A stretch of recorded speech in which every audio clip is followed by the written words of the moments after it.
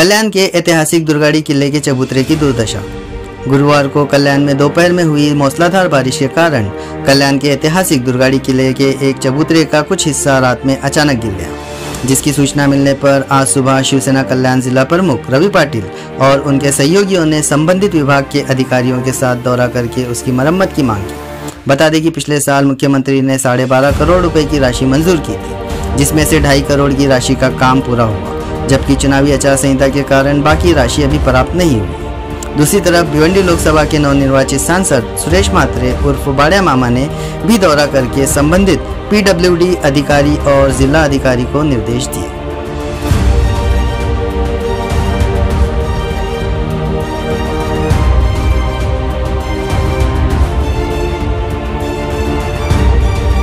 कल्याण शहराचा हा ऐतिहासिक किल्ला म्हणून दुर्गाड़ी किल्ला ओळखला जातो आणि या किल्ल्याचं रात्री 12:30 नंतर या ठिकाणी पावसामुळे हा बुरुज कोसळला असा आम्हाला फोन आला रात्री, आणि त्या अनुषंगाने सकाळी सर्व कल्याण शहरातील हिंदू बांधव शिवसैनिक यांना आम्ही पाचारण केलं की आपल्याला किल्ल्याची पाहणी करायची।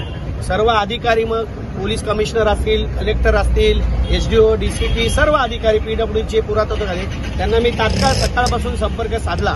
सकाळपासून 9 वाजेपासून सगळी मंडळी या ठिकाणी मी त्यांच्याशी संपर्कात होतो आणि त्यांनी आम्हाला आश्वासन दिले की येत्या 2-3 दिवसात पहिलं 5 कोटीचं काम आपलं सुरू होईल, दुसऱ्या 5 कोटीच्या पदवीधरची जशी निवडणूक संपली त्याच्यानंतर 2-3 दिवसात तेही काम सुरू होईल।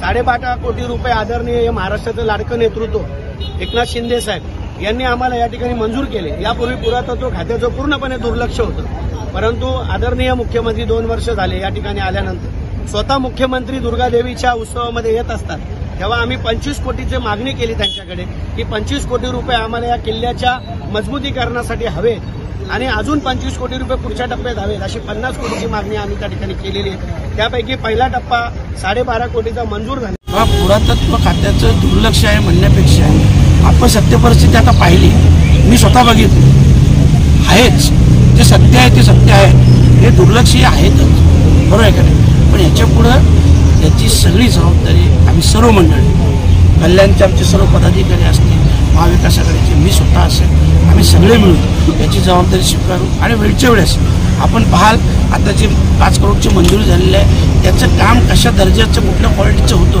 हे आपण स्वतः पाहाल। आणि हे काम चालू असताना भासाहेब तर असतीलच, पण मी देखील कमीत कमी 5 ते 6 वेळा राहून देखील मागणार सर कशा दर्जाचं काम नाही असं वाटतं। नाही बघा, मी तुम्हाला पहिलेच सांगतो, मी स्वतः सांगितलेलं आहे, मी 1% कोण कमिशन घेणार नाही आणि मला माझ्या कार्यकालात जर कामाचा दर्जा चांगला नसला तर मी त्या ठेकेदारावर, अधिकाऱ्यांवर, सगळ्यांवर कारवाई करेन।